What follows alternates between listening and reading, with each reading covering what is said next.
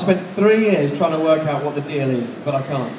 I mean, he is fascinating. I remember when he didn't make it out for the Chinese Grand Prix because we had the ash cloud and stuff, yeah. And instead of sort of sending me a text message going, oh, I'm really gutted I can't be there to share with the team, I got this text message that just went, oh no, I can't make it. And I had some brilliant shirts. that is what he considered important.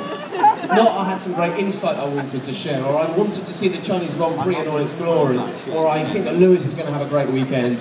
I've got brilliant shirts. That's a terrifyingly good impression.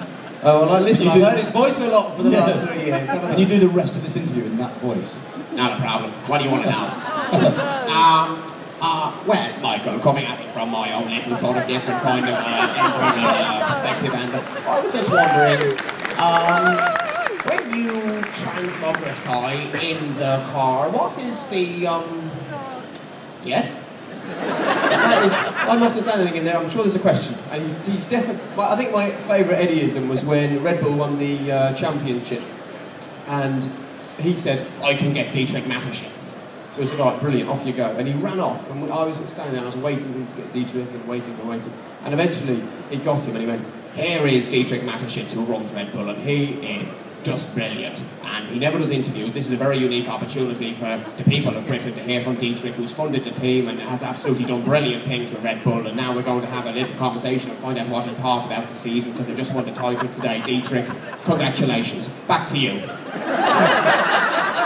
I was like, oh, didn't say a word, did he? No. Yeah. But I think at the same time as, you know, we can stand here and we can laugh about it, isn't he brilliant television? Yeah? So many people say to me they tune into the Formula 1 coverage because they don't really know much about the development of front wings, and they're not really sure whether McLaren's update is what's making the difference, or they don't really even understand the way that the pit stops are working and the undercut and all that kind of stuff.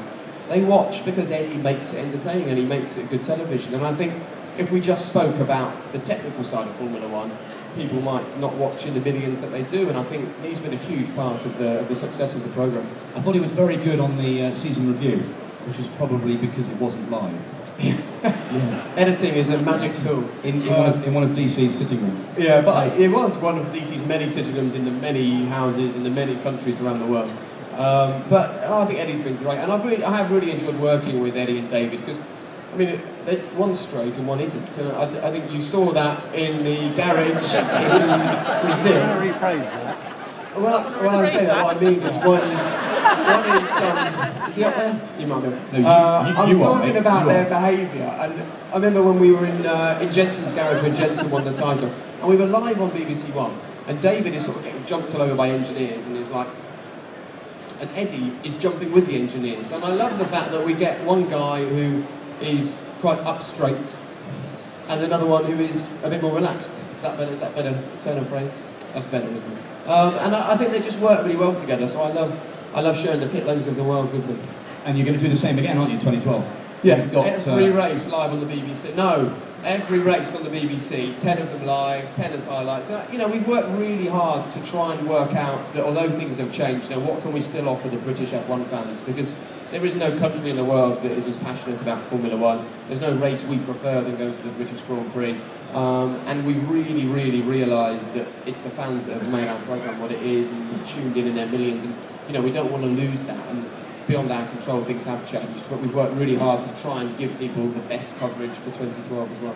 There was a lot of fallout, wasn't there, when the announcement was made? But I think it's worth reiterating that without the shared deal, there'd have been no deal.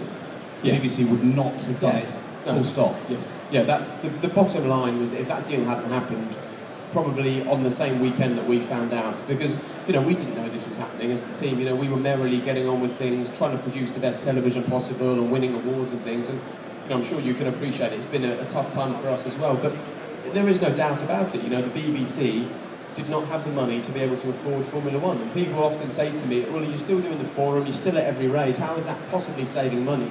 And the answer to that is that the expensive part of Formula 1 is owning the rights to show Formula 1. You know, the cost of making the programmes and flying us out to the races is negligible compared to the tens of millions for the right to show it. And the simple fact is the BBC didn't have that money. So I know people, you know, are not over the moon about suddenly having every race live on sort of pay-per-view television, but it was it was either the deal that we have or no BBC F1 at all. So I'm just, you know, grateful that we'll still get the chance to be at every race. And quite often when we have the early morning races, our viewing figures were higher for the reruns. And there's quite a few early morning races